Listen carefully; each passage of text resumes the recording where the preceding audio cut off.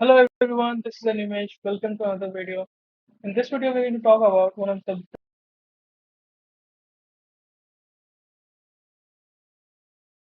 the best AI tools in the market right now, Midjourney. Midjourney is one of those tools which actually showed yes, AI has so much potential that it can actually replace humans. And this is one of the best AI tools till date because they're constantly adding new and new features and improving their product.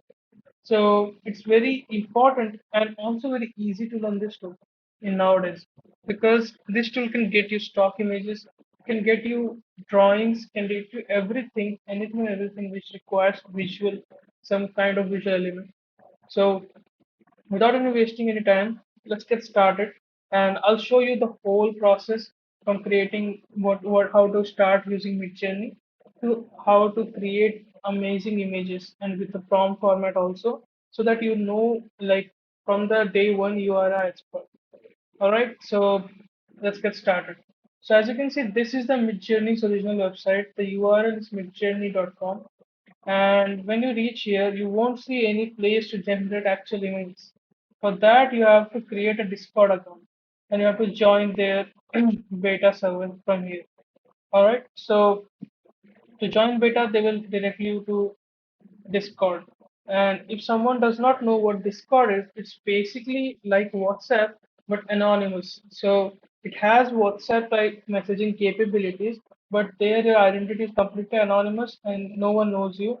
You can use any identity. You just need a mobile number and a email address to join. So I'll show you the process. So first to create a Discord account by going to discord.com, I'll attach this sheet in the description of this video so that you can go ahead and use this to for your help. So you can create a Discord account first, then you have to go to Midjourney's site, which I just showed you, midjourney.com. And then after creating your account and signing in from Discord, this is what Discord actually looks like. So on the right side here, on the left side here, you'll see all the channels we have joined. What we're interested in is the Midjourney channel. So once you join Midjourney, you have to do a verification that you are a human. After that is done, you can use any of these newbie channels to generate images for free. So they have a generation limit of I think 20 images we can generate for free, and there is sometimes too much load on the server. So it will sometimes tell you that right now we are not able to service free customers or free trials. Please try again in some time. So in that case, you have two options: either buy Midjourney or wait for the servers to clear. You can go to any of the server, write your prompt here, and then generate. So the main benefit and at the same time the main issue with this is you can see other people's generations as well. So what other person generates you can see, and what you generate also other people can see. So we are not going to use this. We are going to use the Midjourney bot. We are going to personally message it, and that is only available in the paid plan. So if you are a paid customer, don't use the newbie or any of the channels to generate images here. General channels are basically for the paid members to generate images, and I don't recommend it because your generations will be public and everything. So if you want privacy, or also another thing, it is pretty handy because all your generations are stored in one chat, isn't it? Here, if you generate right now, let's say someone is generating, okay, someone is generating here, another person will come in right up and then start generating. So your chats will get lost in no time. So if in the future you have to come back and see what was the exact image I got, then it might be a little issue. So I just explained you how to use the Discord channel. Now I'll show you how to use the Midjourney bot. So you can click on the Midjourney bot and you can start messaging from here. All right, so I'll go directly and I have a chat with it. So here you'll see there is no clutter. You have all the freedom you can use. And now how to prompt Midjourney to generate an image. To start with that, you have to write a command that is backslash and prompt.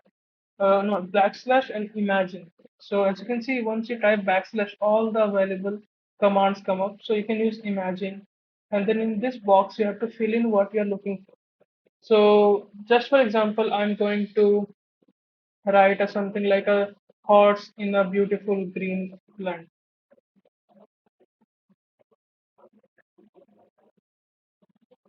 So there is no extra like details added to it, nothing.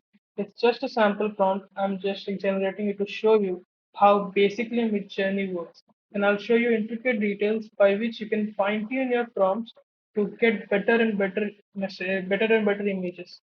So as you can see, it started generating. When it starts generating, it will show something like this, and slowly and steadily it will complete. So every generation you get four images, and in that images you can pick one and upscale that one. That yeah, okay, I like this one, or you can either ask for variations of specific ones. Let's say there is some image you like, but it's quite not there. You can use the variation button to change it. So let's see our results. As you can see, the results are pretty variable. This is more artistic, this is realistic. This is also a mix of both, and this is more artistic and like a painting. For example, I like this one, but I want more versions of it. So I'll use the V4 option. It will generate four versions of this one image. So one, two, three, four. These are the my numbering system. You can use U for upscale, V for variation. So I used V, then it will create a four new variations with just this one. If I want the bigger version of it, I can just click U4. It will start generating. Please keep in mind every time you generate or every time you upscale, there is some charges involved which will be deducted from your Midjourney. I think in the base package of $20, you get around 200 generations per month. Based on that, be a bit careful about your usage because every generation costs you some usage. And if your number of generations run out before your month, you might have to recharge, like to keep on continuing using. So as you can see, this is the upscale version of that one, and these are some other variations. So now that you know the basics ins and out of the Midjourney, I'll show you quickly the settings that you can do right away to make your images better on the start. So you can add the backslash again and write settings. So once you hit enter, you get all the settings. First setting is basically the model. So as you can see, there have been a lot of model releases, and the best one as of now is the latest one, 5.2. If you want lower quality more like outputs, which will basically save you on cost of generations. So you can use the lower models, and every model has lower and lower from top to bottom generation spots. So 5.2 is the most expensive, one is the least, but the results are significantly different in both of them. Niji is something which basically generates an anime-like image or cartoon-like images instead of being more realistic side. So if you're looking to create some comic books, create some illustrations, I'll say go with the Niji mode. And then other things are raw mode. So this is generate raw images. This is stylized low, basically less detail, mid and high. I have set it to very high so that the images are best. So if you're looking for just the best results, you don't care about the generation cost because anyway 200 generations are a lot, then I would recommend use the stylized very high to get the best output in the first hand. Public mode is basically when it's only relevant if you're chatting in the group. So you can turn on and off to make sure your like generations are not visible to everyone. Remix mode is something I just showed you. When you click on variations of any of those, by default you won't see this box. So what this box is, this box asks me, okay, I'll regenerate some variations of this one. Do you want me to add something extra or something else that you want? So a beautiful horse in a green farm. So I can write like pitch black fur. So now the horse will be black instead of being white. I'm not sure if that will work or not because the image reference is white, so it might mess it up. But let's see whatever happens. And that's what remix mode is. High variation mode, low variation mode is basically the same thing. What happens is when we create generate a variation, do you want it to be very similar to the original one, or do you want it to be very far from the original? That's all the differences. So as you can see, these are although similar but quite different. The background changes, the horse changes, the horse's fur changes. So that's why high variation does. And if I set it to low variation, it will basically create very similar images. Turbo mode is basically the image will be generated super fast. Let's say you're testing, you want images to be generated super fast, so turbo mode might be handy that time, and like it will be using more credits, but the generations process will be fast. I would say keeping on the fast one because it is the best option because it generates the images in decent amount of time while consuming a decent amount of credits so that you don't run out of credits very fast. Relax mode is, let's say you don't care about the image generation speed at all, you want the best money to value, so then use the relax mode. As you can see, I added pitch black in color and the horse is black red. So that's all the change is when you create add or variation in the mode while generating through the remix mode. So now that you understand the basics, let me give you a prompt format which will give you like the best results 9 out of 10 times. So the prompt format basically looks like this. Main object, attribute, expression, key light, shading, angle and position in media, engine and artist. I will explain you every single one of them while writing a prompt. Alright, so let's just copy it. This PDF will be attached in the description. You can just download it and go here and write again backslash imagine. Okay, I think I wrote unblend instead. Can delete this directly. Imagine.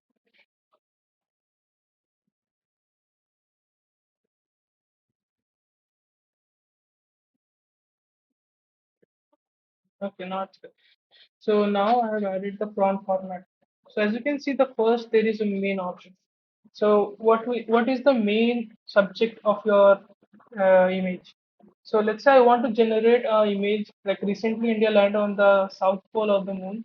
It's pretty much very like uh, respectable thing because no other countries have been able to do that. So for because of that, let's just can create an image of a man on moon. Okay, so main object will be an astronaut. I don't know if I spelled it correct. Astronaut on an attribute is basically, as you can see, attribute is basically what are the qualities about that or that subject. Wearing a t-shirt, holding a magic stick, sitting on a chair, bulb over his head, anything. So for this one, I'm just saying on the moon, wearing a space suit on.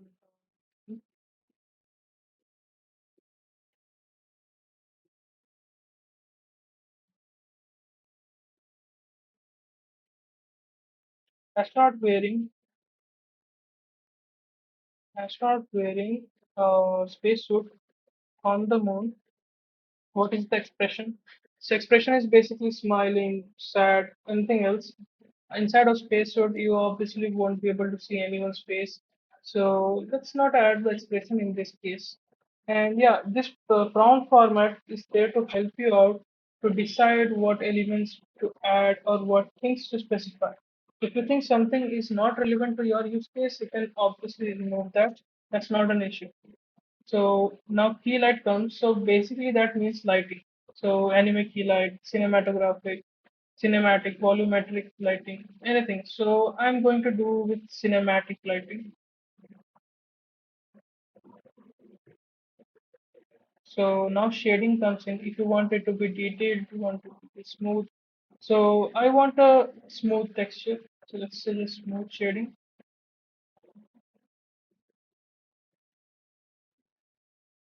And yeah, these commas are subjective. Midjourney is not able to like differentiate between comma separated values or space separated values. So if you like, you can use comma. If you don't like, you can ignore commas. Then angle and position, it's basically the angle of the camera where the image is taken from. And so angle, I would say a low angle shot. Media is basically like what platform is there. Like for example, as you can see. can be canvas, can be digital art, can be oil painting. Mostly, it is basically the when you're drawing something or creating something. Our media is nothing because it's a photograph. So we are going to delete the media. Engine is basically there are sometimes different engines used to create different 3D models. So some of the famous of them are Cinema 4D, Octane 3D. So I really like the of Octane 3D. So let's use that. So it's not like it will use Cinema 4D on server or Octane 3D just because it's specified.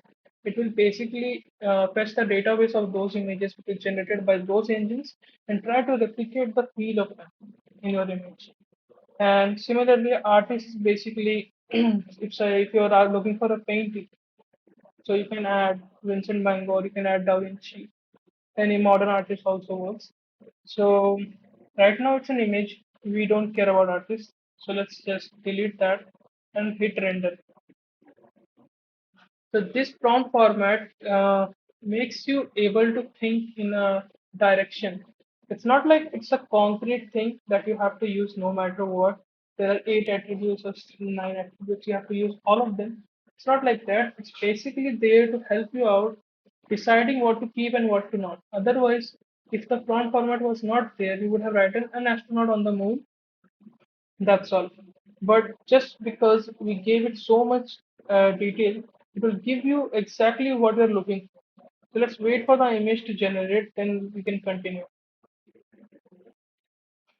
So as you can see, the outputs are literally insane.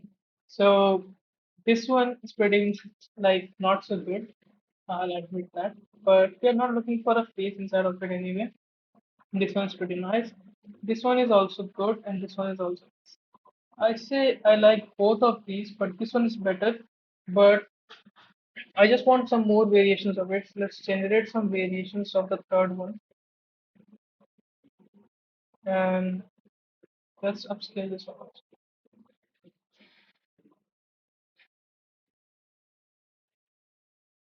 So it's upscaled.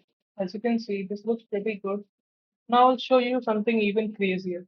And this is something recently added to the Midjourney. This is 5.2. Till 5.1, this feature was not there. So what you can do right now is you can have a constrained image, okay, cropped image. You can ask Midjourney to fill in the details of outside, whatever you think can be there.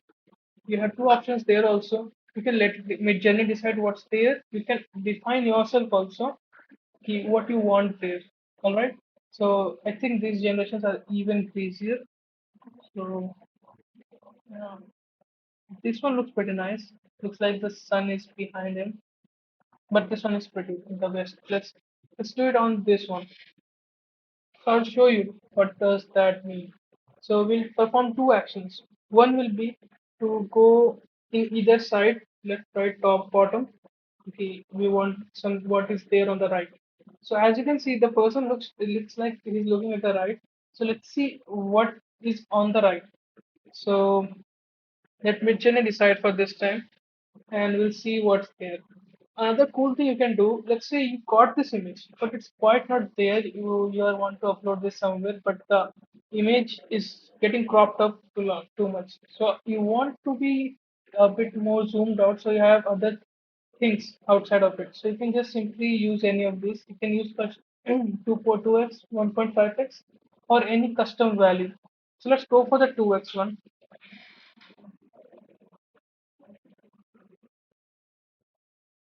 So now both the generations are complete, the sideways as well as the zoom out one. So let's check out the sideways first. So as you can see, it put another astronaut and a planet on the side, and same with this one. And this one, I think it is a cameraman or someone very small, and this one seems to be the pretty much like the same with the best one because the suits are very similar, and the planet also looks like it's going to explode. So I did not give it any more detail of what I'm looking for. But to be honest, in my head, I thought to add a prompt that another astronaut is on the side, but it decided on its own that I'll put another astronaut on there. And this thing is like pretty cool. Let's do one thing. You can the crazy part is you can do it as long as you want. So you can create a whole very long image, and each with each generation you can just upscale the one which you like the most. So let's upscale this one. I'll do this for one more time. After that I'll leave it, or you can experiment on your own, whatever you feel like. Okay, you could just go crazy with it. So I'll upscale this one and expand it on the right again. But remember one thing, once you have expanded it in one direction, you can only go in that direction from there on. So as you can see, like expanded it on the horizontal axis. So I can only expand this on horizontal axis from now. I cannot expand this on the vertical axis. So, but rather in the first square image, we had all the four sides available. So no problem, we are anyway looking for on the right side only. Let's just hit generate and let's move on to our zoomed out image. So this is the zoomed out image and this image is the original one. So as you can see, there are little mountains, little lava here and there. But in the zoomed out version, there is a whole planet. I think it's going for Venus or Sun. I'm not so sure, but yeah, it looks like a hot planet or a star. So, and it added some more mountains, but it still kept the lava in the bottom. And now it's pretty much good. You can crop it as you want it. And the same thing that I told you there, you can even expand this more, and more, and you can keep on going as long as you want. So I like this one the most. Let's expand this once more and let's see what we get if we keep on going. So usually when you go do this multiple times, it will take more time each generation. So as we can see, it just added another mountain here. And here the planet seems to be like exploding at the point. So yeah, this is pretty nice. If you want, you can keep on going. Specify you want a moon rover there or whatever you want, and this will just do it for you. And this is, I think, the upscale version of it. We can again zoom it out. So in custom zoom, you can specify how much zoom you want based on the parameter here. So we'll just go with the 2x option and we'll see what we get if we expand it even more out of the box. So our generation is complete, and now as you can see, the astronaut is barely visible because we have zoomed out quite a bit. So the whole valley is coming into picture now more than the astronaut. So that's about it about the zooming and the panning feature. You can go crazy with it. You can go do it hundreds of times and create a very long image. Don't worry about the image size. If the image size is too much, it will basically ask you to open the image in the browser, and there you'll get the highest quality available because, like WhatsApp, Discord also has a sending limit of some sort, but the website does not have any sending limit, so it will just let you open in the website. So, like here, you can see, then you can open it on the web server and download it. So that's about it of the basics of the Midjourney and how to use the recently released the panning and zoom out feature. In the next video, we are going to cover about parameters on the Midjourney. What parameters are, as you can see at the end, there are double dash, and then there are some values. These values are not random. These values are really powerful. You can use these values to like change your image from here to here, and that I'll teach you from the next video where we'll cover what happens with each parameter, what we can do, so that like for just for example, this V5.2 describes the version used in the video in the photo. So if you want, you can use the Nichi one. If you want, you can use 5.1. If you want, you can use the 4. So instead of going to settings, changing it every time, you can just specify in the prompt itself that I want the image to be generated by version 4, version 3. Similar to that, there are a lot of prompts which are not mandatory by default, but are really powerful. So I'll explain you about all that in the next video. Till then, good luck and bye.